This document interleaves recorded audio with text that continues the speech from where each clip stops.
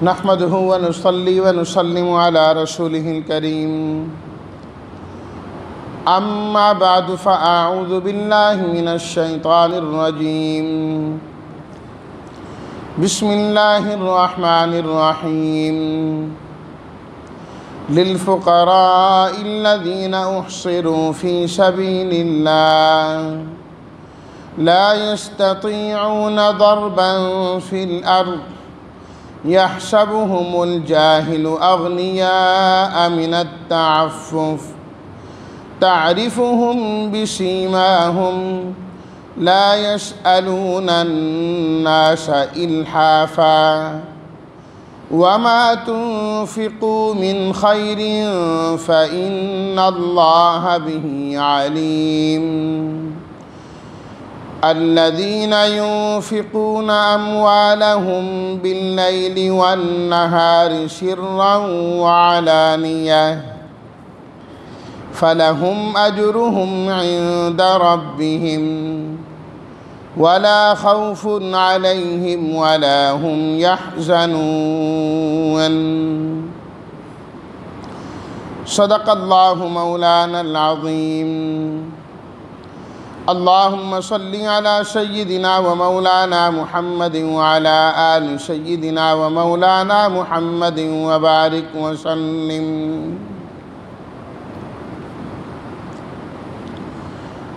للفقراء لام واسطے الفقراء فقیر کی جمع محتاج لوگ احصروا جو روکے گئے ہیں مقید کیے گئے ہیں فی سبیل اللہ اللہ کے راستے میں لا یستطیعون استطاعت سے طاقت رکھنا ضرب لغت میں کئی معنی کے لیے آتا ہے جس طرح ضرب کا معنی مارنا ہوتا ہے اسی طرح ضرب کا معنی چلنا پھرنا بھی ہوتا ہے زمین میں تو یہاں پر فی الارض ہے اس کے بعد تو معنی یہ ہے زمین میں چلنا پھرنا اور سیر کرنا یحسب گمان کرنا حسب یحسب الجاہل جاہل ناواقف کو کہتے ہیں جو حقیقت حال سے واقف نہ ہو التعفف سوال نہ کرنا سوال سے بچنا بسیماہم سیما کہتے ہیں علامت اور نشانی کو الحافاً لپٹ کر چمٹ کر مانگنا باللیل والنہار لیل رات النہار دن سرن پوشیدہ علانیہ علانیہ اردو میں بھی استعمال ہوتا ہے واضح طور پر کرنا ترجمہ للفقراء الذین احصروا فی سبیل اللہ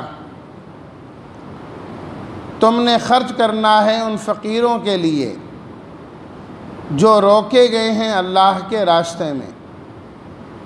نہیں طاقت رکھتے زمین میں چلنے پھرنے کی یحسبہم الجاہل اغنیاء من التعفف جو آدمی ان کے حال سے واقف نہیں ہوتا وہ انہیں مالدار سمجھتا ہے سوال نہ کرنے کی وجہ سے تعرفہم بسیماہم اے مخاطب تم ان کو پہچانو گے ان کی علامتوں سے لا یسألون الناس الحافا وہ لوگوں سے لپٹ کر نہیں مانگتے اور جو بھی تم خرچ کرو گے مال میں سے تو بے شک اللہ تعالیٰ اس کو جاننے والے ہیں وہ لوگ جو خرچ کرتے ہیں اپنے مالوں کو رات اور دن میں پوشیدہ طور پر اور واضح طور پر ان کے لیے ہے ان کا اجر ان کے رب کے ہاں ولا خوف علیہم ولا هم یحزنون نہ کوئی خوف ہوگا ان پر اور نہ وہ غمگین ہوں گے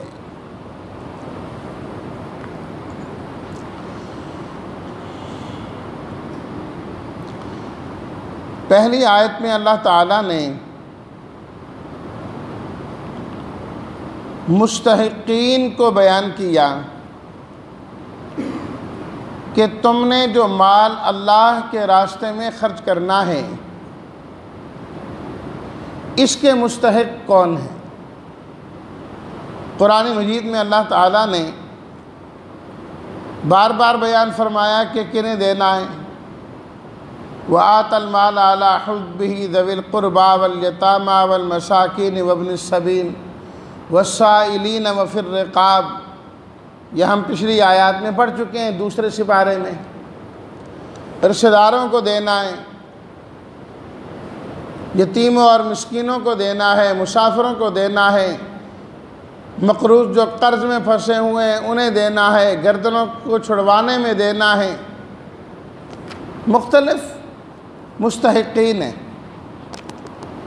فرمایا کہ ان تمام مستحقین میں سے ان کا مقام زیادہ ہے للفقراء الذین احصروا فی سبیل اللہ، وہ فقیر جو اللہ کے راستے میں رکے ہوئے ہیں۔ فقراء فقیر کی جمع ہے۔ فقیر کہا جاتا ہے اس کو جو محتاج ہے، جس کے پاس یا تو مال بالکل ہی نہیں ہے، یا مال ہے تو صحیح لیکن اس کی ضروریات پوری نہیں ہو رہی،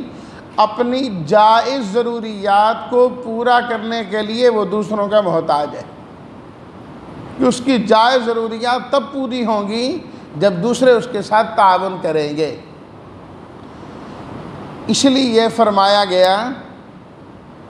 کہ جو ضرورت مند ہے اس کا لباس نہ دیکھو، اچھے لباس والا، قیمتی لباس والا ہے پھر بھی وہ ضرورت مند ہو سکتا ہے، کون نہیں اتنا اچھا لباس پہنا ہوا ہے پھر تم ضرورت مند ہو؟ نہیں۔ فرمایا اچھی بات ہے کہ وہ اللہ کی ناشکری نہیں کر رہا، جتنا اس سے ممکن ہو سکتا ہے وہ اپنے آپ کو بہتر سے بہتر رکھنے کی کوشش کر رہا ہے۔ اس لیے ایک حدیث میں ہے، فرمایا محتاج اگر تمہارے پاس گھوڑے پر سوار ہو کر بھی آئے تو تم اس کی مدد کرو، یہ نہ کہو کہ تمہارے پاس تو گھوڑا ہے ہم تمہیں کیوں دیں۔ فرمایا وہ ضرورت مند ہے نا، اس کی ضرورت کو پورا کرنا ہے تم نے۔ تو فقراء ہو گئے، خاص طور پر الذین احصروا فی سبیل اللہ، جو اللہ کے راستے میں روکے گئے ہیں۔ احصروا، محصر، ہم نے پیچھے حج کے اندر پڑھا جہاں حج کا تذکرہ آیا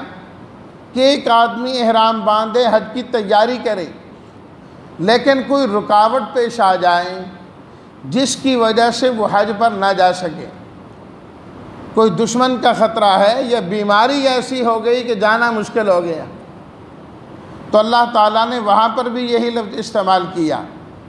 فَإِنْ أُحْصِرْتُمْ فَمَا اسْتَيْسَرَ مِنَ الْحَدْيِ، اگر کوئی رکاوٹ آ جائے تم روک دیے جاؤ تو پھر اس کا طریقہ یہ ہے کہ ایک ہدی حرم بھیجو، اسے وہاں پر ذبح کیا جائے اور یہ احرام والا یہاں پر اپنے احرام سے باہر آ جائے۔ تو احصروا فی سبیل اللہ، ان فقیروں کو تم دو اور ان کی ضرورتوں کو پورا کرو جو اللہ کے راستے میں رکے ہوئے ہیں، جنہوں نے اپنی زندگیاں فی سبیل اللہ وقف کر دی ہیں، اللہ کے راستے میں انہوں نے وقف کر دیا اپنے آپ کو کہ ہم نے اپنی ساری زندگی دین کی خدمت کرنی ہے، دین کے لیے لگے رہیں۔ خاص طور پر یہ آیت نازل ہوئی ہے اصحاب صفہ کے بارے میں کہ نبی کریم صلی اللہ علیہ وسلم کے پاس جو لوگ تعلیم حاصل کرنے آتے ہیں، علم حاصل کرنے آتے ہیں، تو ان کا بندوبست بھی آپ علیہ الصلاۃ والتسلیمات خود فرمایا کرتے تھے کہ مسجد نبوی کے ساتھ ایک چبوترا بنایا گیا جسے صفہ کہا جاتا ہے۔ وہ احباب جو علم حاصل کرنے آتے ہیں وہ یہیں رہا کرتے تھے، یہیں بیٹھ کر وہ علم حاصل کرتے تھے اور یہیں مسجد کے اندر وہ سو جایا کرتے تھے۔ تعداد ان کی گھٹتی بڑھتی رہتی تھی، کبھی تھوڑے ہو گئے، کبھی زیادہ ہوں گے، کبھی 400 لوگ بھی ہو جاتے تھے وہیں مسجد میں رہنے۔ حضرت ابو ہریرہ رضی اللہ تعالیٰ عنہ، حضرت ابو ذر رضی اللہ تعالیٰ عنہ، یہ حضرات خود فرماتے ہیں کہ ہم اصحاب صفہ میں سے تھے، ہم وہیں رہتے تھے۔ فرمایا کہ ہماری زندگی کا مقصد کیا تھا؟ دین تھا۔ موقع جہاد کا آ گیا، آپ علیہ الصلاۃ والتسلیمات نے جہاد کا اعلان فرما دیا۔ ہم جہاد کے لیے چلے جاتے تھے کیونکہ وہ بھی فی سبیل اللہ ہے، اللہ کے راستے میں اپنی جانوں کا نذرانہ پیش کرنا ہے۔ اور جب وہ جہاد کا اور یہ موقع نہ ہوتا تو ہم آپ علیہ الصلاۃ والتسلیمات کی خدمت میں ہی رہتے اور آپ سے دین حاصل کرتے رہتے تھے۔ قرآن جو آیت نازل ہوئی ہم نے وہ اسے یاد کر لیا، اس کا معنی اور مفہوم جو ہے وہ سمجھ لیا۔ جو ارشاد نبی کریم صلی اللہ علیہ وسلم نے فرمایا ہم اس کو جو ہے وہ یاد کر لیا کرتے تھے، اور جو لوگ آتے تھے ان کے لیے ہم خدمت، کیونکہ پانی وغیرہ تو لانا پڑتا تھا اس زمانے میں۔ یہ تو آج کل ہے نا کہ مسجدوں کے اندر ٹوٹیاں بھی لگی ہیں، پانی بھی موجود ہے، سب کچھ ہے، یہ چیزیں تو اس زمانے میں نہیں ہوتی تھیں۔ فرمایا ہم خدمت بھی کر دیا کرتے تھے، اور پھر آپ علیہ الصلاۃ والتسلیمات انہی میں سے ساتھیوں کو مختلف مقامات پر بھی بھیجا کرتے تھے۔ تم جاؤ فلاں جگہ مسجد میں امامت کراؤ، تم جاؤ فلاں علاقے کے گورنر ہو، فلاں ہو، جنہوں نے دین سیکھ لیا آپ ان کو بھیجتے رہتے تھے۔ اور فرماتے تھے وہ صحابہ کرام کہ ہمارے کھانے پینے کا بندوبست بھی آپ علیہ الصلاۃ والتسلیمات نے خود ہی کیا ہوا تھا، خود ہی آپ علیہ Like it, share it, subscribe it. آپ علیہ الصلاۃ والتسلیمات ان کو ترغیب دیتے ہیں کہ ان کے لیے ان کی ضروریات کا بندوبست کرو۔ اور عام طور پر یہ ہوتا کہ آپ علیہ الصلاۃ والتسلیمات فرماتے کہ بھی کون ان کو لے کے جائے گا؟ کوئی ایک آدمی لے جاتا، کوئی دو آدمی، کوئی چار آدمی، اپنی اپنی استطاعت کے مطابق، اور اپنے گھروں میں ان کو کھانا کھلایا کرتے تھے۔ اور پھر آپ علیہ الصلاۃ والتسلیمات کے پاس بھی جو کچھ آتا آپ علیہ الصلاۃ والتسلیمات سب سے پہلے ان صفہ والوں کو، چبوترے والوں کو دیا کرتے تھے۔ روایات میں آتا ہے کہ آپ علیہ الصلاۃ والتسلیمات کے ہاں ایک گچھا آیا کھجوروں کا۔ ازواج مطہرات فرماتی ہیں کہ گھر کے اندر بھی کھانے کے لیے کچھ نہیں ہے، فاقہ چل رہا ہے۔ آپ علیہ الصلاۃ والتسلیمات نے فرمایا کہ یہ جو خوشہ ہے نا یہ اصحاب صفہ کو پہنچا دو، انہیں دے دو۔ ایسا ہی کیا گیا، وہ وہاں پر پہنچا دیا گیا۔ عرض کیا گیا کہ ہم بھی تو بھوکے تھے۔ آپ علیہ الصلاۃ والتسلیمات نے فرمایا میں یہ نہیں پسند کرتا کہ میں کھا رہا ہوں اور دین کے یہ طالب علم بھوکے ہوں، پہلے وہ کھائیں گے اس کے بعد میں کھاؤں گا۔ اور بلکہ یہاں تک لکھا کہ آپ علیہ الصلاۃ والتسلیمات کے پاس جو کچھ کھانے پینے کا ہوتا اس میں سے جو سب سے بہترین ہے آپ علیہ الصلاۃ والتسلیمات اپنے طالب علموں کے لیے وہ بھیجا کرتے تھے کہ یہ ان کو پہنچایا جائے، ان کو دیں۔ اور اس طرح دیگر صحابہ کرام رضوان اللہ تعالیٰ علیہم اجمعین بھی اپنی اپنی استطاعت کے مطابق ان کے ہاں کھانے کی چیزیں بھیجا کرتے تھے۔ حضرت ابو ذر رضی اللہ تعالیٰ عنہ غالباً فرماتے ہیں کہ بسا اوقات جو ساتھی چیزیں بھیجتے اس کے اندر کوئی کمزور چیز بھی آ جاتی تو اللہ تعالیٰ نے اس کو پسند نہ کیا، تو حضرت ابو ذر فرماتے ہیں کہ یہ جو آیت ہم نے پڑھی تھی نا، آیت نمبر 267، وَلَا تَيَمَّمُوا الْخَبِيثَ مِنْهُ تُنْفِقُونَ، اے ایمان والوں جو تم کماؤ اس میں سے بہترین اللہ کے راستے میں خرچ کیا کرو، اپنے کمائی کا بہترین حصہ دو، ردی کمزور اور ناکارہ نہ دیا کرو۔ فرماتے ہیں یہ آیت ہمارے بارے میں نازل ہوئی کہ کچھ لوگ کمزور دے جاتے تھے، اس آیت کے اترنے کے بعد جو بھی ہمیں کھانے کی چیز دے کے جاتا وہ عمدہ سے عمدہ دے کر جایا کرتا تھا، بہترین سے بہترین جو ہے وہ دے کر ہمیں جاتا تھا۔ لیکن وہ وقت بھی آتے تھے کبھی کھانے کے لیے کچھ بھی نہیں، حالات ایسے آگئے تو حضرت ابو ہریرہ رضی اللہ تعالیٰ عنہ فرماتے ہیں کہ مجھے وہ وقت یاد ہیں، مجھے وہ زمانہ یاد ہیں جب میں اللہ اکبر آپ علیہ الصلاۃ والتسلیمات کی جو مسجد تھی، جو آپ کا جو ممبر تھا، اس ممبر اور آپ کا جو گھر ہے اس کے درمیان بے ہوش پڑا ہوتا تھا، میں گر جاتا تھا۔ لوگ یہ سمجھتے تھے شاید ان کو مرگی ہو گئی ہے۔ اللہ اکبر، مرگی کا دورہ پڑ گیا ہے۔ فرمایا مجھے کہاں مرگی ہوتی تھی، میں تو بھوک کی وجہ سے گرا پڑا ہوتا تھا، بھوک کی وجہ سے گرا پڑا ہوتا تھا۔ فرماتے ہیں ایک مرتبہ آپ علیہ الصلاۃ والتسلیمات نے نماز پڑھائی اور ہم پیچھے کھڑے ہوئے، ہمیں انتہائی بھوک لگی ہوئی تھی، کھانے پینے کو کچھ نہیں مل رہا تھا، ہم نماز کے لیے کھڑے ہوئے، حالت ہماری یہ ہوئی کہ نماز کے اندر ہی ہم گر گئے، نماز کے اندر ہی گر گئے۔ آپ علیہ الصلاۃ والتسلیمات نے سلام پھیرا،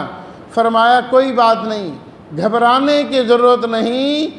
اس کے بدلے میں تمہیں جنت کی بشارت دیتا ہوں، اللہ تمہیں جنت عطا فرمائیں گے، تم صبر کرو، اپنی زندگیاں تم نے دین کے لیے وقف کی، دین کے لیے وقف کی ہیں۔ جو دین کے لیے وقف کرتا ہے اللہ نے باقاعدہ اس کے لیے یہ آیت نازل کی، للفقراء الذین احصروا فی سبیل اللہ، فرمایا تم خرچ کرو، اور دو خاص طور پر ان فقیروں کو جنہوں نے اپنے آپ کو اللہ کے راستے میں روک کے رکھا ہے، وہ بھی کما سکتے ہیں، وہ بھی جا سکتے ہیں، مزدوری کر سکتے ہیں جس طرح باقی کر رہے ہیں، لیکن وہ نہیں کرتے۔ کیوں؟ اس واسطے کہ بیک وقت دونوں کام زبردست طریقے سے نہیں ہو سکتے۔ یہ یاد رکھیے، زندگی میں بیک وقت ایک کام ہی صحیح طریقے سے ہوتا ہے۔ اگر آدمی کہے یہ بھی ہو جائے، یہ بھی ہو جائے، یہ بھی ہو جائے، یہ بھی ہو جائے، کبھی نہیں ہو سکتا، ممکن ہی نہیں ہے۔ اگر آپ اپنے آپ کو ایک کام کے لیے 100% وقف کر دیں گے تو اس کا نتیجہ بھی 100% ہی نکلے گا، 100% ہی نکلے گا۔ اور دین کا علم حاصل کرنے کے لیے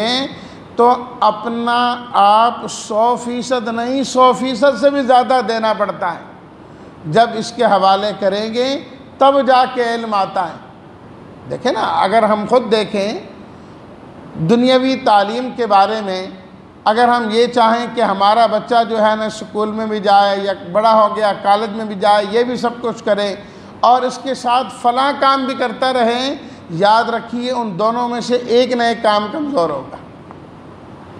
تو ہماری کوشش کیا ہوتی ہے؟ ہمارا بچہ ایک کام کو، صبح اسکول جا رہا ہے، پھر ٹیوشن جا رہا ہے، گھر میں بیٹھ کے تیاری کر رہا ہے، جب اس کی پوری توجہ ایک کام کی طرف ہوتی ہے تو اس کو علم آ جاتا ہے۔ اسی طرح یہ دین اسلام کا جو علم ہے اس کا بھی مسئلہ ہے کہ جب اپنا آپ کا حوالہ کریں گے تو پھر اللہ کی طرف سے اسے علم عطا کیا جائے، علم عطا کیا جائے گا۔ فرمایا لا یستطیعون ضربا فی الارض،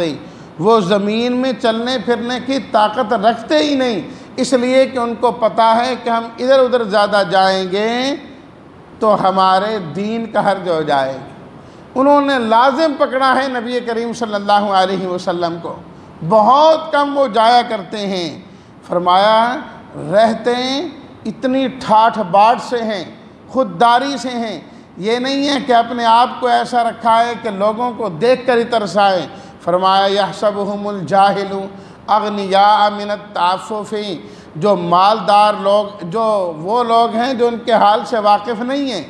صحیح طور پر نہیں جانتے، ان کا ظاہر دیکھ کر وہ سمجھتے ہیں کہ شاید یہ مالدار لوگ ہیں، ان کے پاس بڑا کچھ ہے، بڑا کچھ ہے، اس لیے وہ ان کو دینے پر راضی نہیں ہوتے۔ فرمایا حقیقت میں مستحق لوگ ہوتے ہی یہی، حقیقت میں مستحق لوگ ہوتے ہی یہی ہیں۔ اور یہی ہمیشہ سے اہل علم کی شان رہی ہے کہ بھوکے رہے ہیں کہ پیاسے رہے ہیں، خوددار بھی رہے ہیں اور شان و شوکت کے ساتھ بھی رہے ہیں، شان و شوکت کے ساتھ بھی رہے ہیں۔ امام مالک رحمۃ اللہ علیہ جب دین حاصل کرتے تھے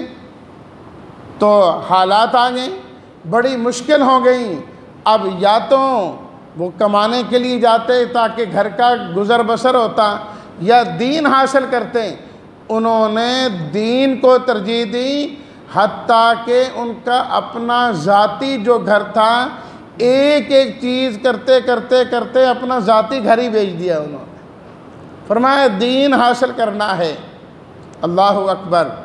اور اس کے بعد اللہ تعالیٰ نے پھر اس کے نتیجے میں اتنی فراوانی دی کہ ایک زمانہ امام مالک رحمۃ اللہ علیہ کا یہ بھی آیا کہ وہ روزانہ نیا جوڑا پہنتے تھے، روزانہ نیا جوڑا پہنتے تھے، اور نبی کریم صلی اللہ علیہ وسلم کی حدیث پڑھایا کرتے تھے۔ تو اس لیے امام قرطبی رحمۃ اللہ علیہ نے اور دیگر لوگوں نے اس آیت پر یہ لکھا کہ جو اپنی زندگیاں دین کے لیے وقف کر دیتے ہیں، اصل تمہارے خرچ کے مستحق یہ لوگ ہوا کرتے ہیں۔ تو اس واسطے دین پڑھنے پڑھانے والے ان مدارس والوں کو کبھی حقیر نہیں سمجھنا چاہیے۔ انہوں نے دین جیسی عظیم دولت کو اپنے سینے سے لگایا ہے، عظیم دولت کو اپنے سینے سے لگایا ہے، ورنہ اللہ تعالیٰ نے 2 ہاتھ ان کو بھی دیے، اللہ تعالیٰ نے 2 آنکھیں ان کو بھی دی ہیں، روٹی وہ بھی کھاتے ہیں، وہ بھی کما سکتے ہیں، لیکن ساری چیزیں انہوں نے چھوڑی ہیں صرف کس لیے کہ ہم نے اللہ کا کلام قرآن حاصل کرنا ہے اور نبی کا فرمان اس کی حدیث کو حاصل کرنا۔ اس کے لیے یہ شیطان خواہ جو ہے نا انسان کے ذہن میں وسوسے ڈالتا ہے کہ دیکھو اللہ اکبر، اول تو متنفر کرتا ہے تاکہ لوگ خود دین کی طرف نہ جائیں، اپنی اولاد کو دین کی طرف نہ لگائیں۔ جی اپنے بچے کو لگائیے جی قرآن مجید کی طرف، اچھا جی زیادہ ہمت کر کے حفظ کرا لیا، آگے عالم بنا، نہیں جی نہیں مشکل ہے، حالات ایسے ہیں، پھر کھائے گا کتھوں ہے، وڈا ہو گیا تھا، کتھوں کھائے گا، بہت مشکل ہے۔ اور ادھر یہ کہتے ہیں، اور جو دین پڑھ جائے کہتے ہو مولوی کھاندے بہت نے، اپنے بچے کی باری آئے تو کہتے ہیں کھائے گا کتھوں، اس لیے ہم دین نہیں پڑھاتے، اور اگر جو دین والا ہے اس کی کوئی چیز برداشت ہی نہیں ہو، جی پتہ نہیں کھاندے کتوں نے، پاندے کتوں نے، موبائل نے، گاڑیاں ہیں، یہ ہیں وہ ہیں، آپ تو کہتے ہیں کہ کھائے گا کہاں سے؟ اب جب اللہ کھانے کو اپنی طرف سے دے رہے ہیں، کھاتا وہ ہے اور ہاضمہ آپ کا خراب ہو رہا ہے، ہاضمہ دوسروں کا خراب ہوتا ہے دیکھ کے۔ اللہ رب العزت نے ذکر کیا تعرفہم بسیماہم لا یسألون الناس الحافا، لوگ ان کو بڑا مالدار سمجھتے ہیں لیکن ان کی محتاجیاں، ان کی علامتوں سے کچھ نہ کچھ ظاہر ہو جاتی ہیں، پتہ لگ جاتا ہے کہ یہ بندہ کیسا ہے اور اس کی کہاں ضرورت ہے۔ جہاں انسان کی اپنی ضروریات ہوں، انسان سوچے